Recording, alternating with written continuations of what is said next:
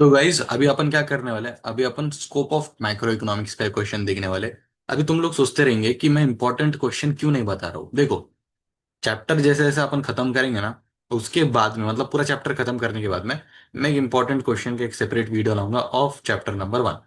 फिर उसके बाद में एक identify and explain the concept का वीडियो लाऊंगा, जिसमें चैप्टर नंबर 1 के सारे identify and explain the concept मैं तुमको वहां पर पढ़ाने वाला हूँ। तो अपन सेपरेट सेपरेट वीडियो करेंगे। अभी देखो, इंपॉर्टेंट क्वेश्चन मैं आपको अगर बता भी दूं ना, तो उसका कोई मतलब नहीं बनता है, क्योंकि बोर्ड एग्जाम को बहुत टाइम है अभी। अभी तुम लोग पूरा के पूरा चैप्टर पढ़ो, सारे के सारे क्वेश्चंस करो उसमें से। फिर जब लास्ट मतलब मोमेंट आएगा ना, जैसे कि दिवाली के बाद, क्रिसमस के थोड़ा पहले, तो अभी तभी अपन इंपॉर्टेंट क्वेश्चंस प्रैक्टिस करेंगे। अभी इंपॉर्टेंट क्वेश्चंस करके कुछ मतलब नहीं है। पहले तुम लोग पूरा सिलेबस कंप्लीट करो, पहले पूरे चैप्टर को अच्छे से समझो, कॉन्सेप्ट को अच्छे से समझो। फिर उसके बाद में अपन इंपॉर्टेंट क्वेश्चंस करने वाले। टेंशन मत लेना, इंपॉर्टेंट क्वेश्चन तुम्हारा हिमांशु भैया तुमको करवाने वाला है। लेकिन सबसे पहले अपन पूरे सिलेबस को कंप्लीट करने पे फोकस करेंगे। अभी ये स्कोप ऑफ मैक्रो इकोनॉमिक्स सबसे पहला स्कोप है। अभी देखो, मैंने तुमको बताया था, कई बार बता चुका हूं मैं तुमको ये, कि इकोनॉमिक्स को रट्टा मत मारो, इकोनॉमिक्स को समझो। अब ये जो पहला हेड पॉइंट है मेरा, theory of income and employment. अभी एम्प्लॉयमेंट, एम्प्लॉयमेंट ये जो वर्ड है, ये पढ़ के आपके मन में क्या आ रहा है? एम्प्लॉयमेंट मतलब क्या? नौकरी, बराबर ना। लोगों को नौकरी मिलती है तो हम एम्प्लॉयमेंट बोलते हैं कि वो लड़का एम्प्लॉयड है। तो देखो, हमारे देश में लोगों को कितनी नौकरी मिल रही है, हमारे देश की एम्प्लॉयमेंट लेवल क्या है, हमारे देश की एम्प्लॉयमेंट लेवल में ग्रोथ आ रही है क्या नहीं, ये सारा चीज मैक्रो इकोनॉमिक्स एनालाइज करता है। एम्प्लॉयमेंट लेवल, एम्प्लॉयमेंट कितना जनरेट कर पा रही है अपनी देश, ये सारी चीजों को एनालाइज करने का काम मैक्रो इकोनॉमिक्स करता है। Income, theory of income and employment बोला ना, तो इनकम, अभी ये थ्योरी ऑफ इनकम क्या होगा? थ्योरी ऑफ इनकम आपके देश में, मतलब अपने इंडिया में, लोग कितना पैसा कमा पा रहे हैं, लोग कितना पैसा कमा पा रहे हैं, कितना पैसा बना रहे हैं अपने देश में। तो ये सारी चीजों को भी मैक्रो इकोनॉमिक स्टडी करने का काम करता है मेरे दोस्तों। तो इस वजह से इसको बोला जाता है theory of income and employment.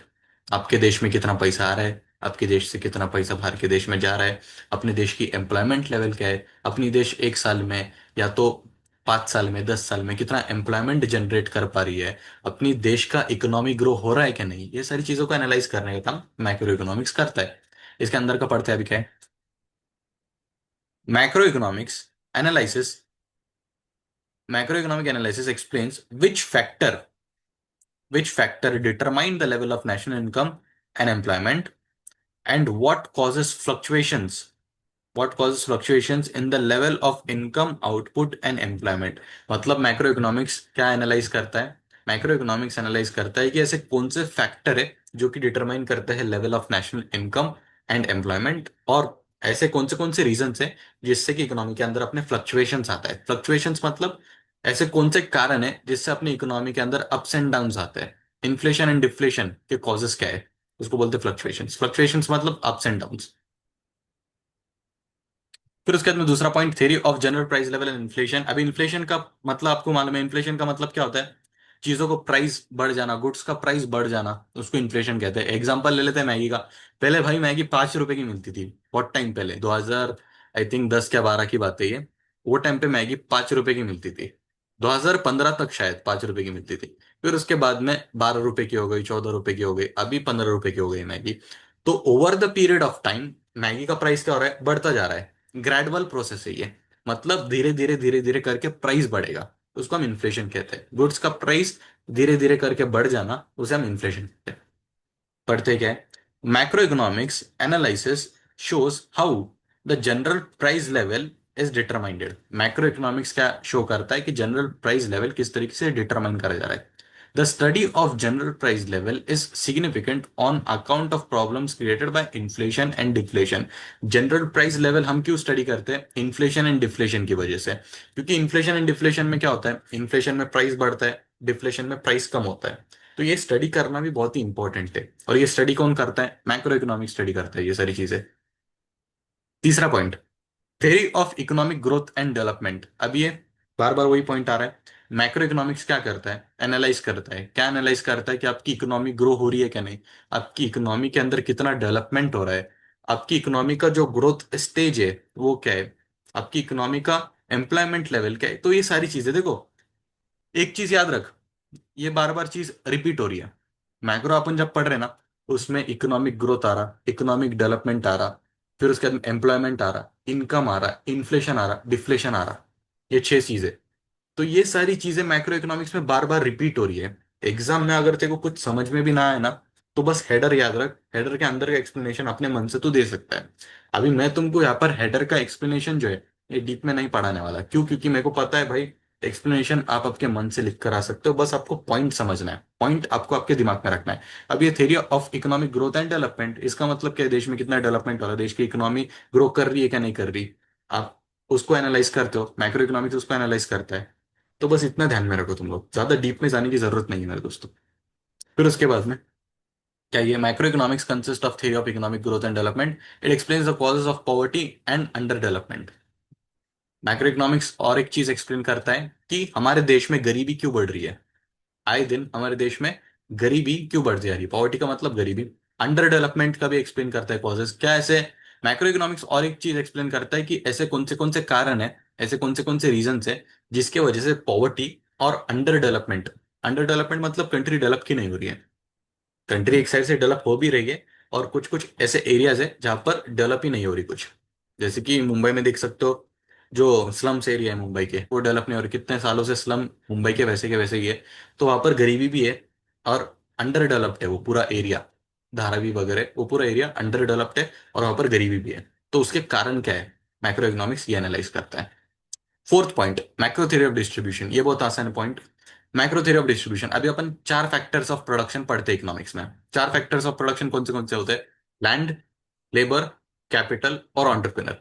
ये 4 फैक्टर्स ऑफ प्रोडक्शन होते हैं। ये 4 फैक्टर्स ऑफ प्रोडक्शन के रिवॉर्ड्स क्या होते हैं, मतलब ये 4 फैक्टर्स ऑफ प्रोडक्शन काम करते हैं, उसके उनके उसको बदले में क्या मिलता है, काम करने के बदले में क्या मिलता है, उनके रिवॉर्ड्स क्या होते हैं। लैंड पे मिलता है, लैंड पे मिलता है रेंट, लेबर को मिलता है वेजेस, कैपिटल में मिलता है इंटरेस्ट, और एंटरप्रेन्योर को मिलता है profit. Land, labour, capital, entrepreneur, उनके reward rent, wages, interest and profit. तुमको same macro theory of distribution के पॉइंट में लिख कर आना है। अभी यहां पर देखते क्या है। Macro theory of distribution deals with the relative shares of rent, wages, interest and profit in the total national income. जो तुमको एक्सप्लेन किया, फैक्टर्स ऑफ प्रोडक्शन के रिवॉर्ड यहां पर लिखे हैं। मैक्रो थ्योरी ऑफ डिस्ट्रीब्यूशन ये फैक्टर्स ऑफ प्रोडक्शन के रिवॉर्ड से बेसिकली डील करता है। समझ गए? इतना कुछ हार्ड नहीं है। कितने पॉइंट है हिमांशु भैया? 4 पॉइंट है स्कोप में। Theory of income and employment, दूसरा point theory of general price level and inflation, तीसरा point theory of economic growth and development, fourth point macro theory of distribution. एक बार मेरे साथ में बोलो। सबसे पहला पॉइंट है कौन सा? Theory of income and employment. दूसरा theory of general price level and inflation. तीसरा theory of economic growth and development. Fourth point macro theory of distribution. इसका एक्सप्लेनेशन इजी लैंग्वेज में लिख कर आना है आपको। एक बार लास्ट में मैं एक्सप्लेन करवा दूंगा, टेंशन मत लो। बढ़ते हैं अभी किस पे? इंपॉर्टेंस ऑफ मैक्रो पे। ये क्वेश्चन मेरे को इंपॉर्टेंट लग रहा है, इसको इंपॉर्टेंट मार्क कर दो। इंपॉर्टेंस ऑफ मैक्रो बहुत ही आसान है, आपके मन से लिख सकते हो। 2027 के बोर्ड एग्जाम में, 2027 के बोर्ड एग्जाम में इंपॉर्टेंस ऑफ मैक्रो इकोनॉमिक्स, ये क्वेश्चन आपको आपके पेपर में देखने मिल सकता है, तो इसको इंपॉर्टेंट मार्क कर दो। सबसे पहला point, functioning of an economy, आपको वही लिखना है। अभी मैक्रो इकोनॉमिक्स क्या करता है? मैक्रो इकोनॉमिक्स क्या एनालाइज करता है कि आपकी इकोनॉमी किस तरीके से फंक्शन कर रही है। मैक्रो इकोनॉमिक्स एनालाइज करेगा कि आपकी इकोनॉमी किस तरीके से फंक्शन कर रही है, आपकी इकोनॉमी में ग्रोथ हो रहा है कि नहीं, आपकी इकोनॉमी डेवलप कर पा रही है कि नहीं। तो ये सारी चीजें मैक्रो इकोनॉमिक्स एनालाइज करने का काम करेगा। मैक्रो इकोनॉमिक्स क्या करता है? हमको बेसिकली एक आइडिया देता है कि हमारी इकोनॉमी किस तरीके से फंक्शन कर रही है भाई, इकोनॉमी के अंदर ग्रोथ है क्या नहीं, डेवलपमेंट है क्या नहीं। तो ये सारी चीजें मैक्रो अपना एनालाइज करने का काम करता है। दूसरा point, economic fluctuations. Economic fluctuations, अभी देखो, फ्लक्चुएशंस का मतलब क्या होता है? Ups and downs. हमारी इकोनॉमी में उतार चढ़ाव आते रहते हैं, जिसको हम इन्फ्लेशन एंड डिफ्लेशन भी बोलते हैं।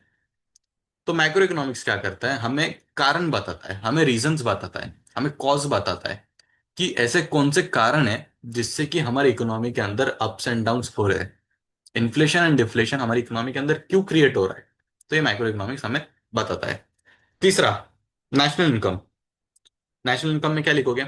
मैक्रो इकोनॉमिक्स नेशनल इनकम के कॉन्सेप्ट को भी स्टडी करता है भाई।